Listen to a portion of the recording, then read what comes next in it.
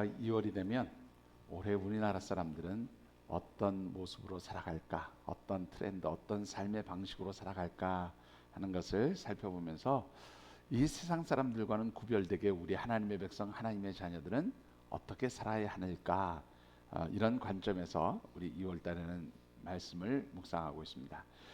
그래서 우리 전문가들의 이야기를 종합해서 살펴보니까 2025년 대한민국 사람들은 어떤 민감성을 가지고 살아간다고요? 뱀과 같은 민감성을 가지고 살아가게 될 것이다. 그런 이야기를 했지요. 이 뱀은 환경 적응에 아주 뛰어난 그런 동물입니다. 환경에 아주 민감하게 반응하고 또 그래서 민감하게 적응하고 생존하는 그런 힘을 가진 동물이 이 뱀이라고 하는 동물이죠. 특별히 우리 2025년 대한민국은 너무나 격동하는 시대인 거죠. 앞을 한치도 내다볼 수 없을 만큼 그리고 혼돈과 어지러움의 시대입니다. 그러다 보니까 어떻게 어떤 환경이 우리 앞에 펼쳐질지 아무도 모르는 거죠. 그러니까 사람들은 바짝 민감하게 긴장해서 환경이 변화되면 그 환경에 잘 적응해서 생존하고 살아남겠다, 그렇게 생각하면서 살게 된다는 거예요. 그래서 이 2025년을 스네이크 센스, 뱀의 민감성을 가진 그런 해로 사람들은 살아갈 것이다, 그렇게 이야기를 합니다.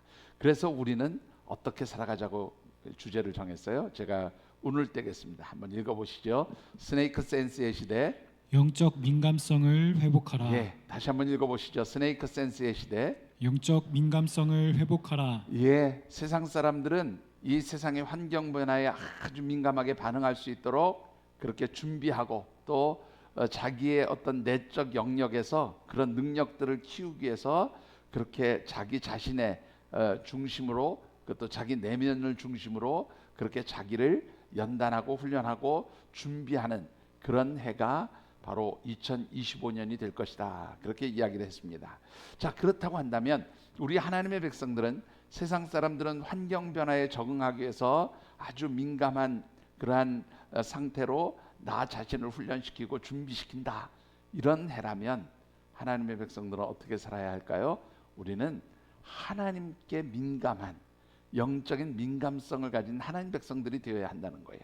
이 세상 환경이 어떻게 변하든지 우리가 하나님께 민감하게 반응하고 하나님이 원하시는 뜻대로만 살아가면 이 세상의 환경이 어떻게 변하든지 우리는 이 세상에서 하나님이 인정하시고 기뻐하시는 그런 삶을 살아갈 수 있게 될 것이다, 그렇게 이제 우리가 말씀을 나누고 있습니다. 자, 오늘 마지막 네 번째입니다. 뭐 전부 하려면 시간이 너무 길어서 이제 보통 한 4개 정도만 선택해서 말씀을 묵상하는데요. 오늘은 아보하의 시대입니다. 아보하의 시대. 여러분들 한국말인 건 같은데 무슨 뜻인지 못 알아듣겠죠? 한번 따라해 보실래요? 아보하의 시대. 아보하의 시대. 한 번 더 하시죠. 아보하입니다. 아보하의 시대. 아보하의 시대. 예, 오늘 마지막 우리나라 사람들의 삶을 살펴보는 그 라이프 트렌드는 아보하의 시대입니다. 자, 아보하가 무슨 시대인지는 조금 이따가 설명을 드릴 거고요.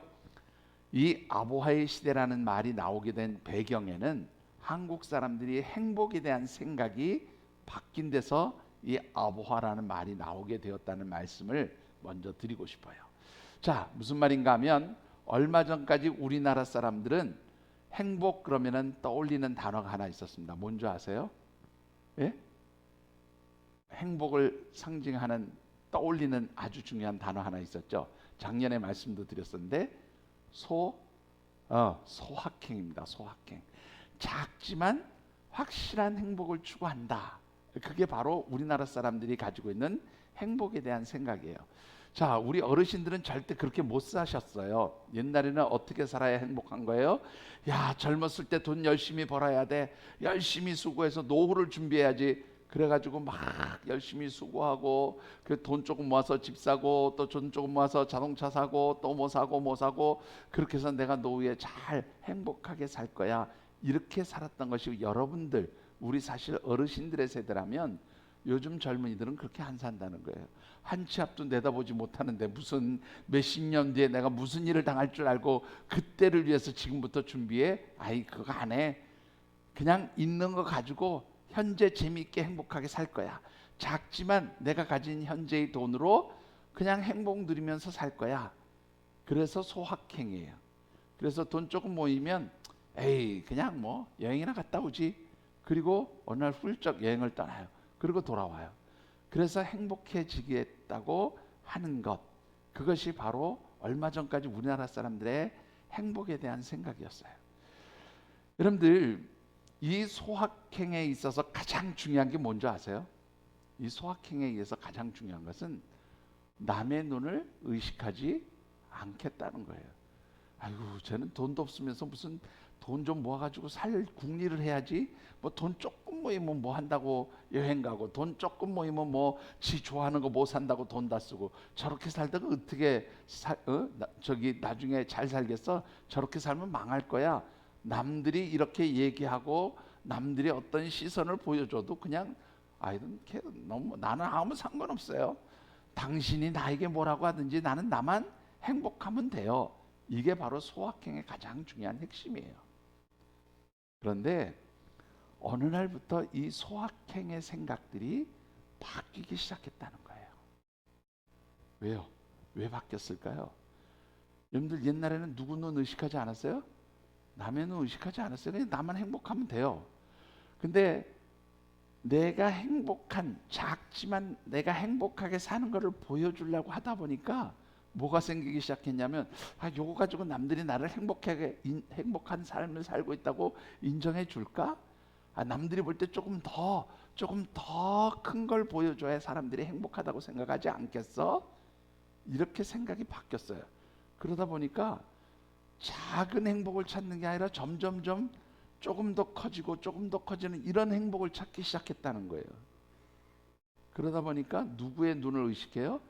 다른 사람이 눈을 의식하는 거예요.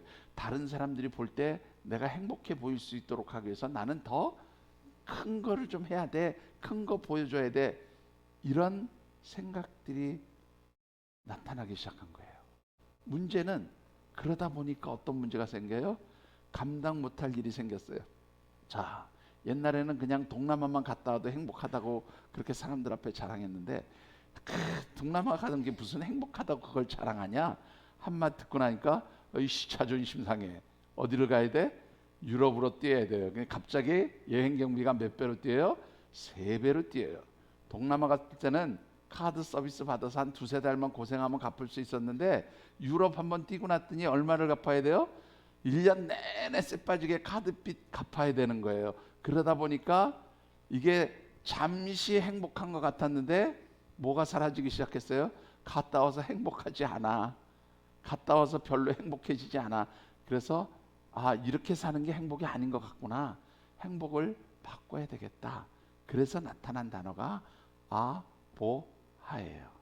따라해 보세요. 아보하. 아보하. 예, 무슨 뜻인 줄 아세요? 한국말인데 해석이 안 되죠. 아주 보통의 하루, 그런 뜻입니다. 그냥 나 하루 평범하게 살아가고 싶어. 그게 행복이야. 이렇게 바뀌었다는 거예요. 따라해 보세요. 아보하의 하루. 아보하의 하루. 네, 아주 보통 평범한 하루를 추구하는 게 행복이라는 거예요. 왜 이런 행복을 추구하게 됐을까요? 여러분들, 첫 번째 이유는요, 어떤 이유예요? 요즘에 아주 평범하고 보통의 하루를 보내는 게 쉽지 않아요. 왜 그렇습니까? 내 의지, 내 생각하고 다르게 밖에 나갔다가 어디서 이상한 사람이 칼부림해 가지고 다칠 수도 있고 죽을 수도 있어요. 내가 원해서 그랬어요? 내가 원한 거 아니에요. 그냥 멀쩡하니 길 가다가 어떤 정신이 좀 이상한 사람 때문에 다치기도 하고 죽기도 해요. 그런가 하면 갑자기 뭐 지하철을 탔는데 지하철이 갑자기 무슨 정신 나간 사람이 거기다가 휘발유 뿌리고 불 질러 가지고 화재가 나서 죽기도 해요. 그러니까 하루하루를 생존하는 게 이게 보통 일이 아닌 게요. 그러니까 어떻게 해요? 나는 그냥 하루하루 아무 일 없이 생존하는 게 행복인 것 같아. 그래서 아보하의 하루를 추구하기 시작했다는 겁니다. 또 하나는 조금 전에 말씀드렸던 바로 그 얘기예요. 여러분들, 어떤 이야기입니까? 열심히 행복하게 살기 위해서, 또 그런 작지만 행복을 누리기 위해서 여행을 갔다고 또 가정해 보십시다. 예, 일주일 동안 어디 갔다 올까요? 이번엔 돈도 안 들어가는데 가고 싶은데 어디 있으세요? 어디 갔다 오고 싶으세요? 이현옥 권사님 또 한 번 가실래요? 어디 가시고 싶으세요? 예? 이제 없으세요? 너무 힘드셔서? 자, 어디 가고 싶으세요? 예, 박승구 권사님 어디 가고 싶으세요? 예?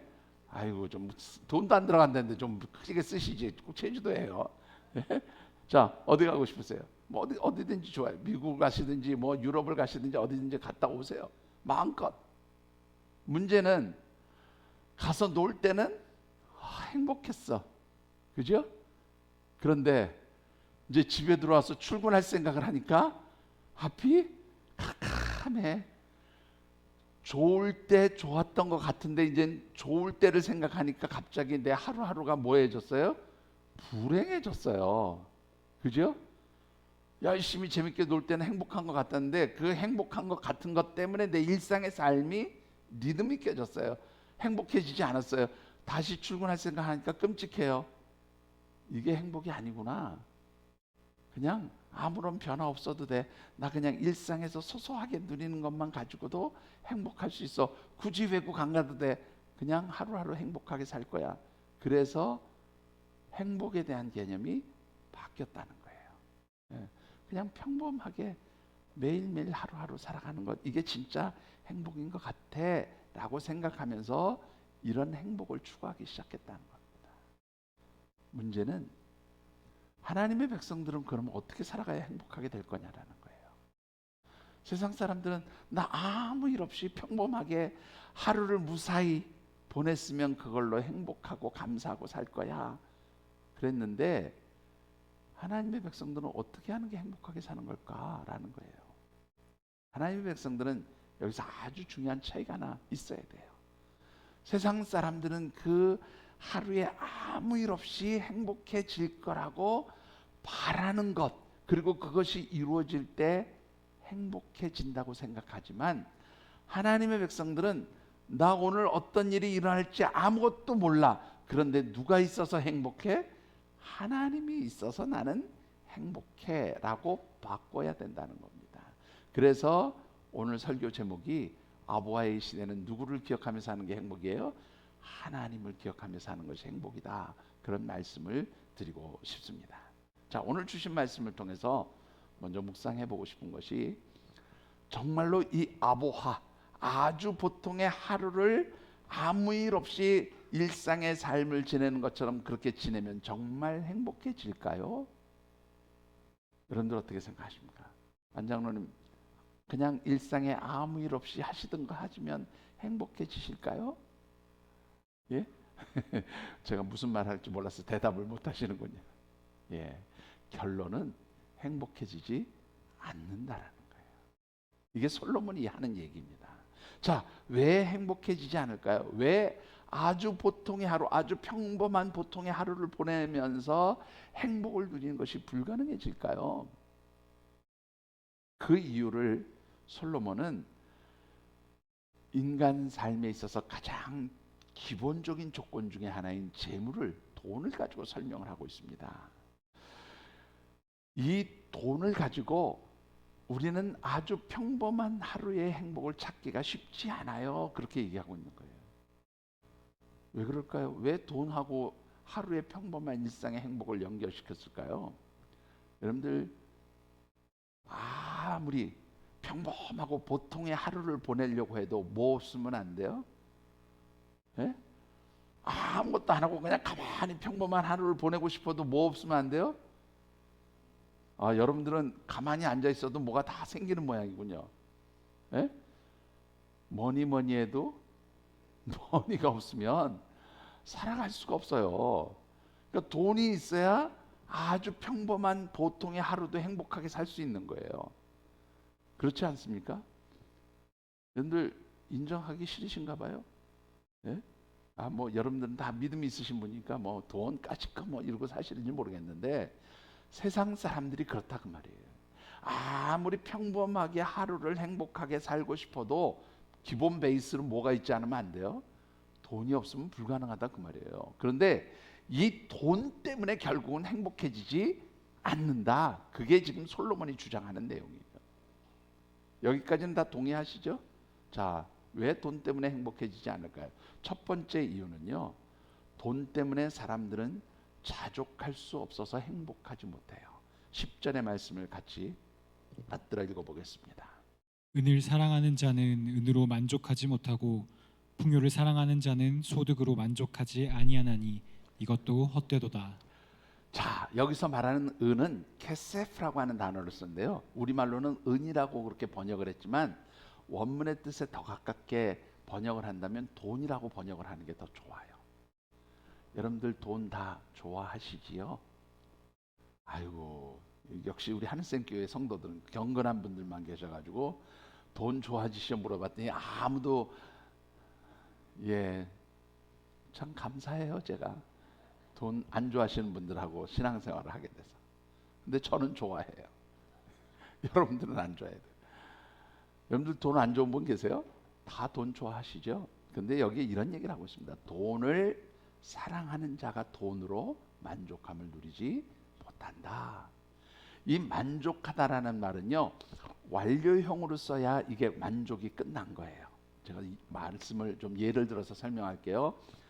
여러분들 배불러서 만족한 것은 어떤 상태를 의미합니까? 먹고 싶은 음식을 배부르게 먹고 더 이상 먹을 수가 없을 때 만족해지지요.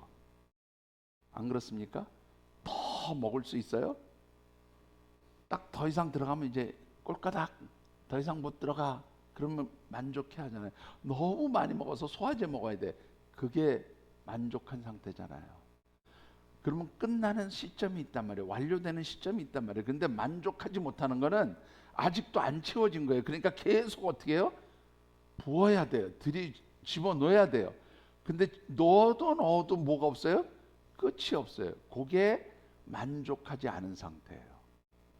무슨 말인지 이해가 되시죠? 여러분들 돈을 얼마쯤 여러분들에게 주시면 만족하실 것 같습니까? 예? 신장로님 얼마쯤 돈 가지시면 하나님은 돼 만족해 그러실 것 같으세요? 생각 안 해보셨어요? 예? 아 그래도 좀 생각 한번 해보시지. 예? 여러분들 얼마쯤 가지시면 행복해지고 우리 이선화 전사님 얼마쯤 가지시면 행복해지실 것 같으세요? 이거는 대답하실 수 있을 것 같은데.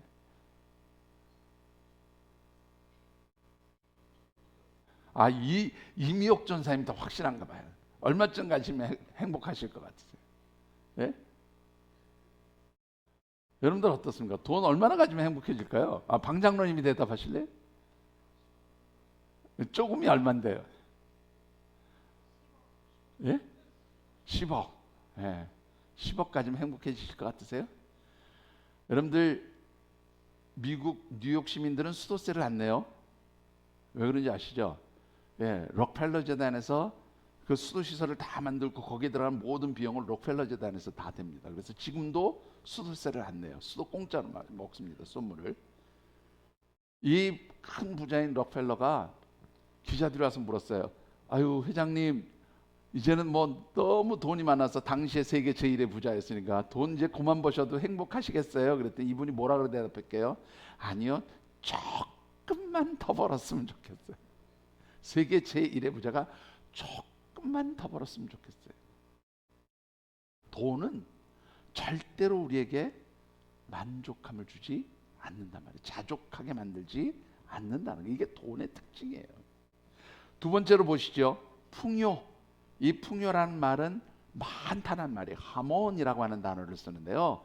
이 많은 풍요 이것도 만족하게 하지 않아요. 그래서 여기 보시면 다시 한번 보시죠. 뭐라고 되어 있냐면 소득으로 풍요 많은 것이 있는 것을 사랑하는 사람은 소득으로 만족하지 않아요. 근데 이 소득이라는 말은 무슨 뜻인가 하면 태부하라고 하는 단어를 쓴대요.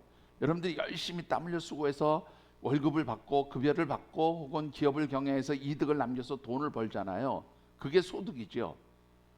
그런데 이 소득이 있음에도 불구하고 많은 것을 좋아하는 사람은 그 앞에 로를 붙여요. 이 로는 히브리에서 절대적인 부정형이에요. 그러니까 소득이 아무리 있어도 이 사람은 뭐라고 얘기해요? 나 한 푼도 못 벌었어. 이렇게 얘기한다는 거예요. 이게 돈 혹은 세상의 물질이 주는 특성이 그거라는 거야. 아무리 많이 가져도 아직 배가 좀 덜 찼어. 아무리 많은 월급을 주고 기업에 이득이 나서 내가 부자가 돼도 아이고 나 아직 한 푼도 못 벌었어. 이렇게 얘기한다는 거예요. 여러분들 그러니까 어떻게 해요? 그러니까 만족이 없어요. 만족이 없기 때문에 결국은 뭐냐면 행복하지 않은 거예요. 여러분들 다시 한번 설명해 볼까요? 이사야서 5장 14절의 말씀을 같이 한번 읽어보시죠. 그러므로 스올이 욕심을 크게 내어 한량 없이 그 입을 벌린즉 그들의 호화로움과 그들의 많은 무리와 그들의 떠드는 것과 그 중에서 즐거워하는 자가 거기에 빠질 것이라. 예, 영상 그대로 좀 띄워놔 주세요. 여러분들 이 말씀은 원래 남유다의 지도자들, 남유다의 고위 지도자들이 하나님 앞에 올려드릴 영광 올려드리지 않고 그냥 자신들이 모든 탐욕으로 자신들의 세상적인 쾌락을 즐김으로 인해서 하나님이 그들을 수올의 구덩이에 던져버려서 다 죽게 하실 것이다. 그런 아주 무서운 예언의 말씀인데요. 요 말씀을 본문하고 연결시켜서 좀 해석을 해보면 아주 재미있는 뜻이 돼요. 무슨 뜻이 되냐면 여러분들 수올은 뭐예요? 수올은 뭐예요? 지옥이에요. 일종 죽은 사람들이 가는 곳인데 그냥 요즘으로 말하면 지옥이라고 생각하면 편해요. 수올은 뭐가 커요? 욕심을 크게 내요. 수올, 지옥은 욕심이 크게 있는 곳이에요. 근데 이 지옥은 뭐에 대한 욕심을 크게 가지냐면 죽음에 대한 욕심을 크게 가져요. 그래서 이 수올은 죽은 것들 다 끌어다가 지옥에 갖다 집어넣으려고 해요. 그래서 지옥에는 행복함이 있어요, 없어요? 행복이 없어요. 예. 그러니까 욕심이 많은 곳엔 뭐가 없어요? 행복이 없어요. 그런데 왜 행복이 없냐면 여기 보세요. 이들의 지도자들에 대해서 특징 두 가지만 살펴보죠. 그들의 호화로움. 이건 뭐냐면 원문의 뜻이 무슨 뜻인가 하면 하나님께 올려드려야 될 영광을 하나님께 올려드리지 않아요. 하나님을 기쁘시게 해야 될 삶을 하나님을 기쁘시게 하지 않는 것을 의미하는 단어예요. 그리고 즐거워한다는 건 뭐냐면 하나님께 올려드려야 될 거 올려드리지 않고 하나님을 기쁘시게 해드리지 않을 뿐만 아니라 그들은 세상적인 쾌락과 즐거움에 빠져서 그것에 몰입해서 사는 사람들이에요. 뭘 가지고? 그들이 가진 것을 가지고 그들이 소유한 것을 가지고 하나님을 기쁘시게 하기보다는 자기의 즐거움을 위해서 살아요. 그런 사람들은 결국 그 하나님 기억하지 못하고 자기 욕심대로 사는 것 때문에 그 수올의 구덩이에 빠지는 거예요. 그래서 거기에는 뭐가 없어요? 행복이 없는, 그 욕심 많은 수올에 빠지면 행복이 없는 거잖아요. 그 속에 빠지게 된다 그 말이에요. 여러분들 자족함이 없는 것, 하나님 주신 것에서 만족함을 누리지 못하는 게 지옥이에요. 다른 게 지옥 아닙니다. 근데 아무리 많이 가지면 뭐합니까? 그것으로 행복해야 되고 그것으로 감사해야 되고 그것으로 정말로 모든 것이 만족합니다라고 얘기해야 되는데 아직도 나는 부족합니다. 이렇게 되면 이게 뭐예요? 이게 바로 우리를 불행하게 만드는 거죠. 여러분들 세상 사람들이 왜 아보하의 삶을 추구하지만 행복해지지 않냐면 그냥 나는 평범한 보통의 하루를 보내고 싶어. 뭐가 있어야 돼요? 돈이 있어야 되거든요. 돈이 있어야 아주 평범한 하루를 보내잖아요. 근데 돈이 안 채워지는 거예요. 돈으로 자족함이 없어요. 그러니까 행복한 것처럼 위장해서 살고 싶은데 그렇게 행복해지지 않는다 그 말이에요. 여러분들은 하루의 삶에 자족하십니까? 아무도 대답을 안 하시는군요. 자족하시면서 사십니까? 예. 좀 더 신중하게 생각해 보시고 대답하세요. 괜찮아요. 두 번째, 왜 돈 때문에 우리가 행복해지지 않을까요? 두 번째는요, 소유할 수 없기 때문에 행복해지지 않아요. 간단히 좀 살펴보십시다. 여러분들 14절로부터 16절까지 한번 읽어보시죠. 14절부터 16절. 그 재물이 재난을 당할 때 없어지나니 비록 아들은 낳았으나 그 손에 아무것도 없느니라. 그가 모태에서 벌거벗고 나왔은즉 그가 나온 대로 돌아가고 수고하여 얻은 것을 아무것도 자기 손에 가지고 가지 못하리니 이것도 큰 불행이라. 어떻게 왔든지 그대로 가리니 바람을 잡는 수고가 그에게 무엇이 유익하랴. 자, 여러분들 오실 때, 이 세상에 오실 때 많이 가지고 오셨죠? 구집사님 어떻습니까? 뭐 황금 송아지 10마리쯤 가지고 오셨어요? 네? 뭘로 오셨어요? 맨주먹, 불끈 쥐고 태어나셨죠? 네? 요즘 아이들 태어날 때 보면 맨주먹, 불끈 쥐고 태어나잖아요. 그죠? 그리고 이 맨주먹에 모든 걸 다 채우고 싶어서 진짜 열심히 일합니다. 열심히 땀 흘려 수고하고 열심히 다 내가 소유하고 가져야 될 것처럼 그렇게 엄청나게 노력하시고 사시죠. 근데 가실 때 가지고 가셨나요? 가지고 가실 것인가요? 제가 우리 하느님께서 24년을 목회하면서 한 100여 분을 장례를 치러드린 것 같아요. 어르신들. 근데 가시는 분들 손에 뭐 들고 가신 분 한 분도 못 봤어요. 특히 이 화장장이 시작되고 나서요, 다 그냥 옛날에 이 뭐죠? 옛날에 그 저기 매장 하던 시절에는 이 관 속에 뭐 좀 넣어주는 거 있어요. 가짜 돈이라도 넣어줘요. 예? 예. 뭐 저승가는 노잣돈이라고 그러고 가짜 돈이라도 넣어주는데 화장장이 시작되어진 시대부터는요 아무것도 안 가져가요. 그냥 들어갔다 나오면 딱 한 줌의 재로 남으니까 아무것도 없어요. 아무것도 안 가져가요. 여러분들 근데 왜 이렇게 발버둥 치면서 모으셨어요? 안 모으셨어요? 예. 뭐 모으셨는지 안 모으셨는지 그건 저는 몰라요. 하나님은 아시겠죠. 근데 그 모은 이유가 그래 내가 못 가져가면 누구라도 주고 싶어서 14절에 보니까요. 14절을 잠깐 띄워주시죠. 뭐라고 되어 있냐면 그 재물이 재난 당할 때 없어지나니 비록 아들은 낳았으나 아들 주고 싶었는데 그 아들 손에도 아무것도 없어요. 그러니까 아무리 내가 소유하려고 발버둥 쳐도 결국 이 재물은 그냥 흘러가는 거예요. 근데 사람들은 소유할 것처럼 그렇게 움켜쥐려고 하지만 결국 움켜쥘 것이 아무것도 없기 때문에 그게 스트레스가 되는 거예요. 그래서 행복해지지 않는다 그 말이에요. 세 번째 이유 뭘까요? 세 번째 이유는요, 허무해서. 예. 내가 가진 것을 누리지 못해서 허무하기 때문에, 누리지 못함으로 인해서 허무해서 행복해지지 않아요. 여러분들 17절 말씀도 읽어보시죠. 일생을 어두운 데에 서먹으며 많은 근심과 질병과 분노가 그에게 있느니라. 자, 이건 좀 끊어서 설명하는데요.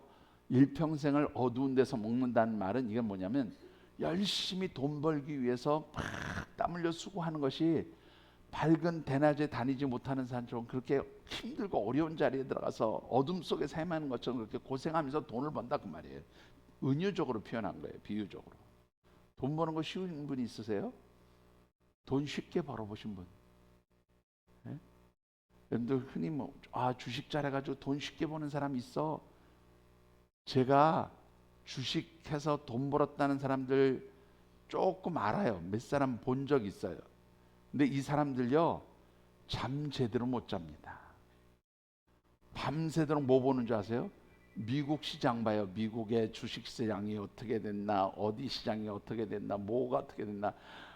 그러고 나서요 잠깐 눈 붙이고 아침에 일어나 가지고요, 저는 어떤 분도 봤냐면 집이 사무실이래요. 양복 정장 딱 하고 주식 이 뭐죠 그 데이 트레이더 하는 인터넷에 트레이드 딱 해놓고서는 문 딱 잠그고 그러고 앉아서 그거 사고 팔고 하는 분 봤어요. 그게 자기 업무실이래요. 그래서 이게 편안하게 아무 옷이나 입고 있으면 안 된다고 그러면서 그거 그렇게 해서 돈 벌겠다고 하는 사람도 봤어요. 근데 별로 돈 못 벌더라고요. 돈 버는 거 쉽지 않아요. 그런데요, 여러분들 그렇게 고생해서 돈 벌었는데 이 사람이 분노와 근심에 빠져요. 왜 그랬을까요? 돈은 왜 돈인 줄 아시죠, 여러분들? 예? 돈이 왜 돈입니까? 돌고 돌아서 돈이에요. 내가 열심히 모은 것 같은데 어느 날 내가 생각지도 못한 일 때문에 돈이 없어지기 시작해요. 그죠? 여러분들 이번 달에는 아이고 이렇게 아껴서 좀 살았더니 이만큼 내가 모였어. 아이고 저축 통장이고 들어가면 되겠다 그랬더니 갑자기 시댁에서 무슨 뭐 일이 있다고 무슨 일이 있어서 좀 해야 된다고 그러고 제가요 지난달에요 12월 달에 상만 10건을 당했습니다. 인사 안 할 상이 없이 상만 10건을 당했어요. 예. 얼마나 갔는지 상상은 여러분들에게 맡길게요. 그거 내 거 같지만 내 거 아니에요. 여러분들 아무리 많이 가진 거 있어도 그냥 하루아침에 사라지는 게 돈이에요. 그래서 돈은 나갔다가 또 들어올 수도 있는 거예요. 그냥 그러고 살아야 되는데 돈 버는 일에 모든 관심이 집중된 사람은 갑자기 내가 벌어놓은 돈이 다 사라지니까 어떻게 해요? 화가 난단 말이에요. 그러니까 행복하지 않은 거예요. 그리고 나서는 또 어떻게 해서 이 돈을 다시 채워놓지? 그러니까 근심하기 시작하는 거예요. 그러니까 행복하지 않은 거예요. 동의하시죠? 네. 좀 모아놨더니 사라지고 아이고 어떻게 벌어야 되나 하고 다시 또 모아놨더니 그냥 갑자기 사라지고 그래서 근심과 분노가 반복되는 거예요. 그래서 행복하지 않다는 거예요. 또 하나의 이유가 있어요. 여러분들 17절에 보니까 뭐라고 그래요? 질병이 있대요. 이거는 뭐 쉽게 표현하면 이겁니다. 여러분들 우리 옛날에 어른들 나 이 다음에 노후에 잘 살기 위해서 열심히 일합니다. 집도 사고 땅도 사고 이제 좀 살만했더니 어느 날 갑자기 어디가 아프대요. 가보니까 예 무슨 암사학입니다. 준비하세요. 고생해서 모았더니 그거 누리지 못하게 됐단 말이에요. 병으로 못하게 됐더라 그 말이에요. 그래서 행복해질 수가 없다라는 거예요. 여러분들 돈이 우리를 행복하게 만들어주지 않아요. 일상의 삶에서 우리가 아 그래 나 평범한 하루 속에서 행복하게 살고 싶어. 그러기 위해서 가장 기본적으로 뭐만 있으면 될 것 같아요? 돈만 있으면 될 것 같죠. 돈 때문에 행복해지지 않는다고 말이에요. 어떻게 하면 행복해질 수 있을까요? 여러분들 아주 평범하고 보통의 하루 속에서 행복함을 누릴 수 있는 사람은 어떤 사람일까? 18절의 말씀을 같이 읽어보십시다. 사람이 하나님께서 그에게 주신 바 그 일평생에 먹고 마시며 해 아래에서 하는 모든 수고 중에서 낙을 보는 것이 선하고 아름다움을 내가 보았나니 그것이 그의 몫이로다. 자, 이 말을 좀 쉽게 풀어서 설명하면요. 열심히 나가서 일하고 그 일한 것을 가지고 먹고 마시고 하루하루 살아가는 것, 그것을 즐거움으로 여기는 것이 세상에서 가장 아름다운 것이고 세상에서 가장 최고예요.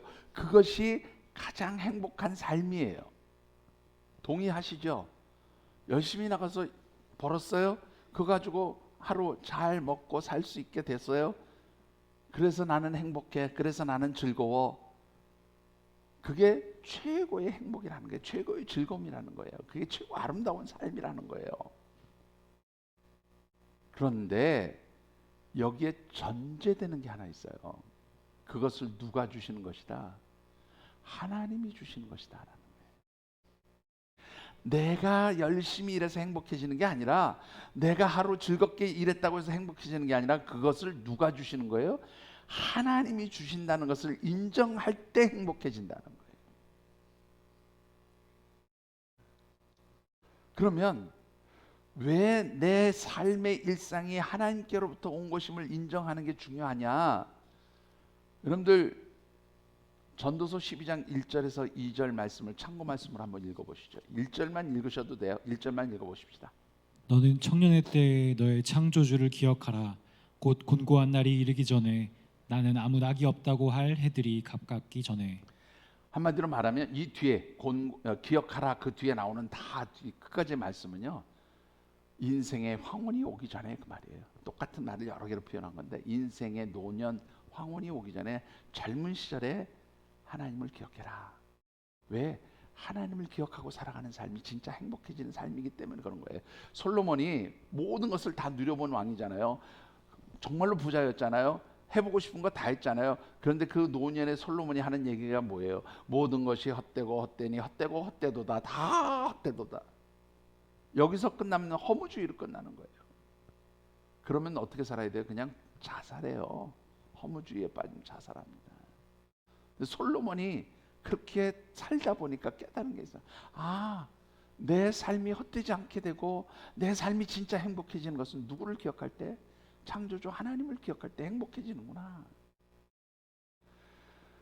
여러분들, 왜 창조주 하나님을 기억하는 것이 우리를 행복하게 만드는 것일까요? 그 첫 번째 이유는 19절 말씀을 같이 한번 보시죠. 또한 어떤 사람에게든지 하나님이 재물과 부요를 그에게 주사 능히 누리게 하시며 제 몫을 받아 수고함으로 즐거워하게 하신 것은 하나님의 선물이라. 예, 재물과 부를 누가 주셨어요? 하나님이 주셨는데 그것을 누리게 한다는 말이 중요해요. 누린다는 건 뭐냐면 내가 벌었으면 이거 내가 잘 관리할 수도 있고 어떻게 할 것인지 계획도 세울 수 있고 그것을 실제로 써서 그 쓴 것으로 인해서 내가 기쁨을 누리는 걸 누리는 거예요. 그런데 벌어서 쓸 수 있게 하는 것도 누가 주시는 은혜예요? 하나님이 주시는 은혜다 그 말이에요. 그리고 그거를 벌어서 열심히 쓰고 나서 즐겁게 되어지는 것도 누가 주시는 즐거움이에요? 그것도 하나님이 주시는 즐거움이에요. 그래서 내가 벌고 쓸 수 있고 쓴 것 때문에 행복해지고 즐거워지고 이 모든 것들이 다 그래서 이 솔로몬은 그걸 뭐라고 표현하냐면 하나님이 주신 선물이다 그렇게 표현합니다. 여러분들 이 말을 좀 뒤집어서 말하면 내가 얼마를 벌었든지 그거 중요하지 않아요. 내가 얼마나 많은 것을 가졌든지 중요하지 않아요. 그냥 하나님이 내게 주신 거 가지고 나 하루 열심히 잘 살고 쓰고 사용했어요. 그래서 행복했어요. 끝. 내일 일은 내일 가서 염려하면 돼요. 내일 또 하나님 주실 거니까. 네. 이게 지금 솔로몬이 말하는 거예요. 그런데 여기서 가장 중요한 것은 뭐냐면 이 하나님을 기억하다란 말은 결국 하나님이 내 삶을 책임져 주시는 주인이십니다. 통치자이십니다.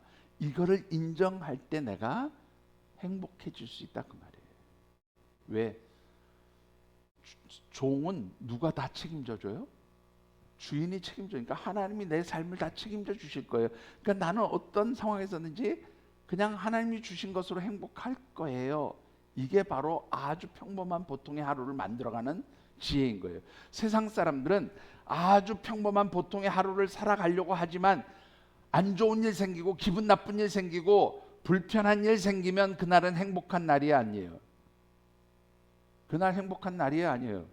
행복한 날이 아닌 거예요. 불편한 일 생겼으니까, 안 좋은 일 생겼으니까, 하기 싫은 일 생겼으니까 행복하지 않은 거예요. 근데 하나님의 백성들은 행복한 날인 거예요. 하나님 안에서. 왜? 하나님은 내가 불편하게 하신 것도 뭐가 있어서?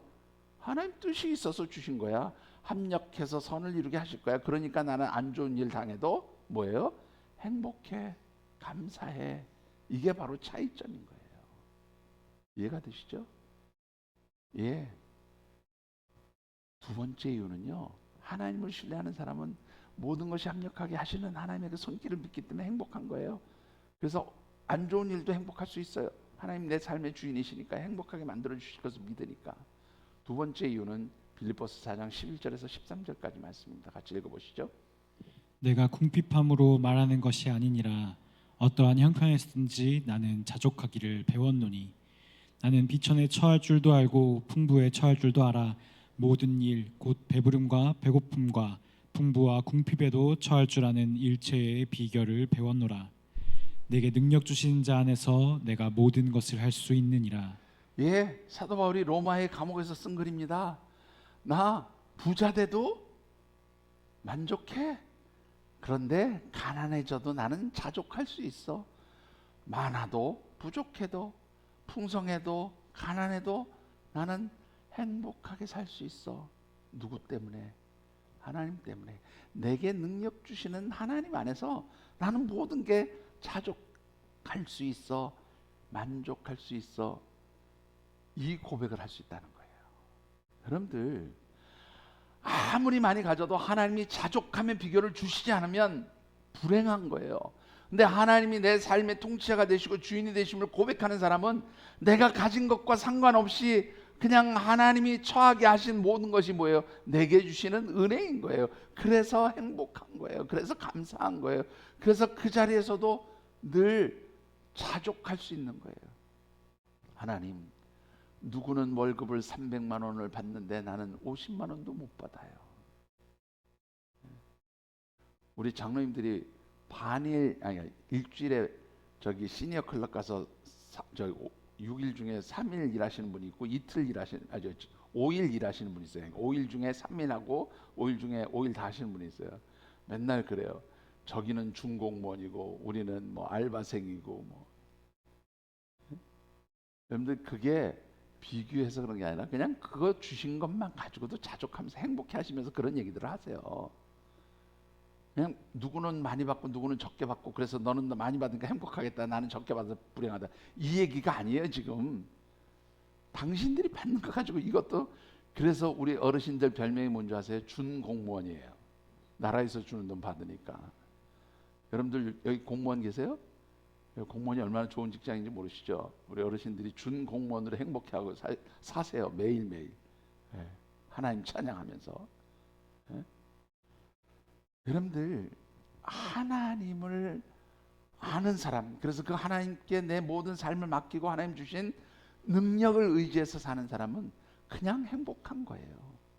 자족할 수 있기 때문에. 여러분들, 우리가 하나님께서 내 삶의 주인이 되시고 하나님 주시는 그 은혜에 자족하고 감사하면서 살아갈 때 하나님 주시는 축복이 뭔지 아십니까? 여러분들 20절을 같이 읽어보시죠. 그는 자기의 생명의 날을 깊이 생각하지 아니하리니 이는 하나님이 그의 마음에 기뻐하는 것으로 응답하심이니라. 예, 두 부분으로 나눌게요.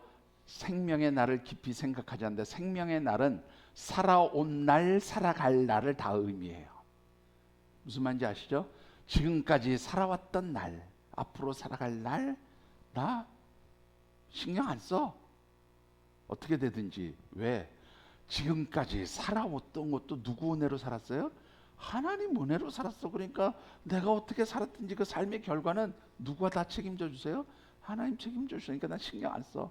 그러니까 사도 바울이 지금까지 내가 참 여기까지 왔지만 이것으로 내 경주가 끝나지 않은 거예요. 뒤에 것을 쳐다보지 않는 거예요. 왜? 거기는 그냥 하나님 알아서 해 하실 거니까. 살아온 날, 그것도 하나님이 내게 주신 축복의 날들이었어. 이 고백입니다. 살아갈 날, 앞이 불투명해요. 어떻게 살아가야 될지 모르겠어요. 불안해요. 그런데 믿는 사람들은 어디를 향해서 달려가요? 하나님 나라 천국을 향해서 믿음의 경주하러 달려가요. 왜? 불투명한데, 불안한데, 이 지금 나라 꼴이 이렇게 돼서 어떤 일이 벌어질지 모르는데 왜 불안하고 불투명하고 두렵습니까? 하나님의 백성들은 거기에서 이렇게 얘기하는 거죠. 여호와 이래, 하나님 내게 필요한 거 다 주실 거야. 그러니까 나는 그냥 그걸로 감사해.